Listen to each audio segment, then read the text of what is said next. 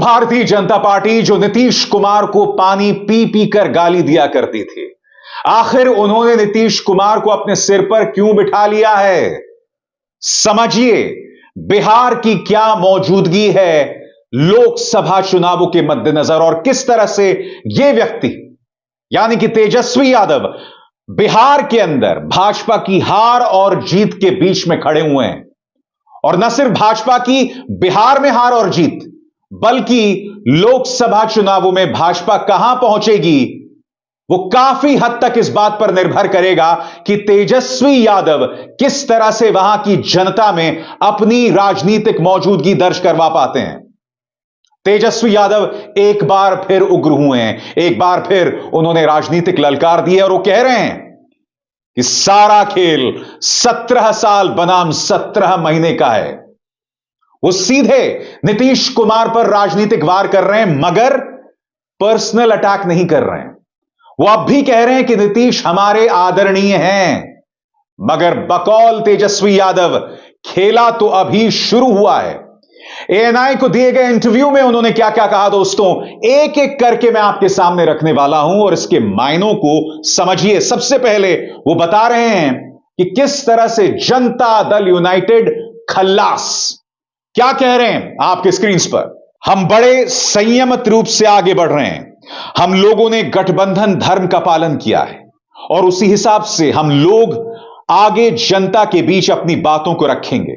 लेकिन एक बात स्पष्ट रूप से कह देना चाहता हूं कि अभी खेल शुरू हुआ है, अभी खेल बाकी है और मैं जो कहता हूं वो करता हूं। और आप लिख के ले लीजिए, जनता दल यूनाइटेड जो पार्टी है 2024 में ही खत्म हो जाएगी, यह निश्चित रूप से लिख लीजिए। और अभी तो खेल शुरू हुआ है, खेल बाकी है। अभी ये लोग जो भी करें, लेकिन मेरा स्पष्ट रूप से मानना है कि जनता हमारे साथ है और हमारा साथ देगी। और हम तो भाजपा के लोगों को भी धन्यवाद देते हैं, शुभकामनाएं देते हैं। चलो जनता दल यूनाइटेड को आपने अपने साथ ले लिया। इसके पीछे आपको तेजस्वी यादव की राजनीतिक सोच दिखाई दे रही है। वो कहीं ना कहीं बगैर उस शब्द का इस्तेमाल किए सीधे हमला बोल रहे हैं नीतीश कुमार पर। उन्होंने पनौती शब्द का इस्तेमाल नहीं किया, मगर अगर आप आखिरी पंक्ति पर गौर करेंगे तो ऐसा लग रहा है कि उनके दिल में वही शब्द है। वो क्या कह रहे हैं, शुभकामनाएं देते हैं, चलो जनता दल यूनाइटेड को आपने अपने साथ ले लिया। यानी कि कहीं ना कहीं वो ये कह रहे हैं कि राजनीतिक तौर पर अब जनता दल यूनाइटेड एक बहुत बड़ा बोझ बन गई है और उन्हें अपने साथ शामिल करके भाजपा ने एक बहुत बड़ी गड़बड़ कर दी। यही नहीं दोस्तों, वो नीतीश कुमार पर पर्सनल अटैक नहीं करते हैं, मगर वो याद दिलाना चाहते हैं नीतीश कुमार को कि याद कीजिए नीतीश जी, आपने खुद कहा था कि नौकरी कहां से दीजिएगा, पैसे ही नहीं है। तेजस्वी यादव ने कहा कि हमने खेल पलट दिया। क्या कहा तेजस्वी यादव ने, आपके स्क्रीन पर देखिए। नीतीश कुमार जी पहले भी आदरणीय थे, आज भी हैं और आगे भी रहेंगे। और हम लोगों का जो मुद्दा था वो रोजगार मिले, नौकरियां मिले, निवेश बिहार में आए, बिहार का विकास हो, यह हम लोगों का मुद्दा रहा है। और आप लोग सब जान रहे हैं, आज हमने सुना कि क्रेडिट लेने की बात उन्होंने कही, तो हम क्रेडिट क्यों ना लें। हमारे पास 79 विधायक है और उनके विधायक 43 हैं, मंत्री हमारा है, विभाग हमारा है, तो हम क्रेडिट क्यों ना लें। और यही मुख्यमंत्री जो 2020 के चुनाव में कहते थे कि कहां से पैसा आएगा, कहां से नौकरी देगा, तो हमने, आपको पता होगा कि हमारी जो सरकार बनी थी इनके नेतृत्व में, वो 9 अगस्त 2022 में बनी थी और 15 अगस्त को मुख्यमंत्री जी ने ऐलान किया था। यह किसका विजन था, यह किसकी सोच थी। तो जो मुख्यमंत्री कहता था कि असंभव है नौकरी देना, उसको हमने एक हफ्ते के अंदर जो है उनसे बुलवाने का काम किया। जो कहता था असंभव है, तो हम लोगों ने जिस हिसाब से विकास का काम किया और नई नई नीति लेकर आए। अब आपको समझना पड़ेगा तेजस्वी यादव क्यों 17 साल बनाम 17 महीने का पंच दे रहे हैं। क्यों, बहुत साफ है दोस्तों। वो ये बतलाने की कोशिश कर रहे हैं कि नीतीश 17 साल सत्ता में थे मगर नौकरी नहीं दे पाए, मगर 17 महीने में नीतीश कुमार के ताने के बावजूद हमने जनता को नौकरियां दी, और ऐसे में हम जो नौकरियां दे रहे हैं उसका क्रेडिट, उसका श्रेय हम क्यों ना लें। इसीलिए अब उनका नारा है 17 साल बनाम 17 महीने। क्या कहते हैं आपकी स्क्रीन पर। ये टूरिज्म डिपार्टमेंट हमारे पास था तो हमने टूरिज्म पॉलिसी लाई। आईटी डिपार्टमेंट राजकोटा में था, हम लोगों ने आईटी पॉलिसी लाई, और कई पॉलिसीज हैं जो हम लोगों ने लाने का काम किया। स्पोर्ट्स पॉलिसी हम लोगों ने लाने का काम किया। जो खेलेगा उसको भी नौकरी मिलेगी सरकारी, और जो पढ़ेगा उसको भी नौकरी मिलेगी। शिक्षा विभाग किसके पास था? राष्ट्रीय जनता दल के पास था। हमारे मंत्रियों ने लगातार नौकरी देने का काम किया, और जो 17 महीने में काम हुआ है, ऐतिहासिक हुआ है, जो आज तक पूरे देश में नहीं हुआ। और यह भाजपा और नीतीश की जो सरकार 17 साल की रही है, यानी 17 साल बनाम 17 महीने जो काम हुआ है, एक विभाग में वर्ल्ड रिकॉर्ड बनाने का काम किया है। एक विभाग ने 70 दिनों के अंदर जो 2 लाख नौकरियों से ऊपर है, हमने नियुक्ति पत्र वितरित किए हैं।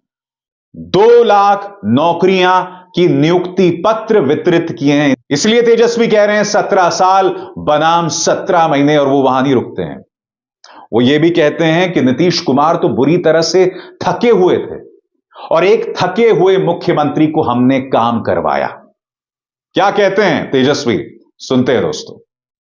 और अब तक हम लोगों की सरकार ने लगभग, जो गवर्नर ने भी स्पीच दिया था, अभी 26 जनवरी को हमने 3,50,000 से ऊपर नौकरियां देने की बात कही।